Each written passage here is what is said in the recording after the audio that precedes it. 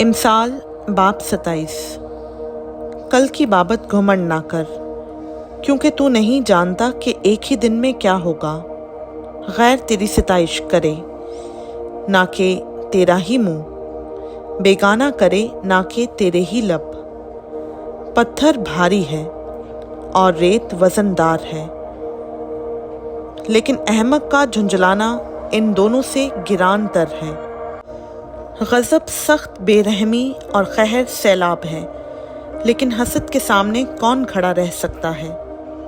چھپی محبت سے کھلی ملامت بہتر ہے۔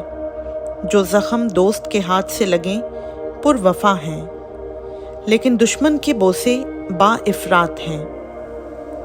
آسودہ جان کو شہد کے چھتے سے بھی نفرت ہے، لیکن بھوکے کے لیے ہر ایک کڑوی چیز میٹھی ہے۔ اپنے مکان سے آوارہ انسان اس چڑیا کی مانند ہے جو اپنے آشیانہ سے بھٹک جائے۔ جیسے تیل اور عطر سے دل کو فرحت ہوتی ہے، ویسے ہی دوست کی دلی مشورت کی شیرینی سے۔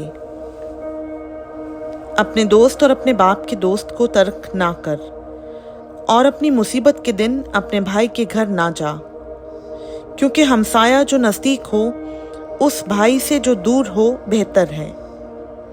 اے میرے بیٹے، دانا بن اور میرے دل کو شاد کر، تاکہ میں اپنے ملامت کرنے والے کو جواب دے سکوں۔ ہوشیار بلا کو دیکھ کر چھپ جاتا ہے، لیکن نادان بڑھے چلے جاتے اور نقصان اٹھاتے ہیں۔ جو بیگانہ کا ضامن ہو اس کے کپڑے چھین لے، اور جو اجنبی کا ضامن ہو اس سے کچھ گروی رکھ لے۔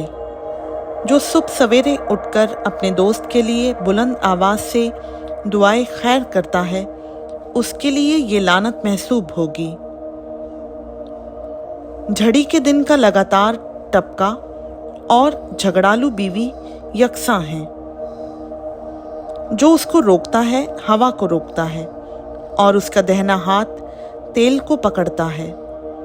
جس طرح لوہا لوہے کو تیز کرتا ہے، اسی طرح آدمی کے دوست کے چہرہ کی آب اسی سے ہے۔ جو انجیر کے درخت کی نگہبانی کرتا ہے اس کا میوہ کھائے گا، اور جو اپنے آقا کی خدمت کرتا ہے عزت پائے گا۔ جس طرح پانی میں چہرہ چہرہ سے مشابہ ہے، اسی طرح آدمی کا دل آدمی سے۔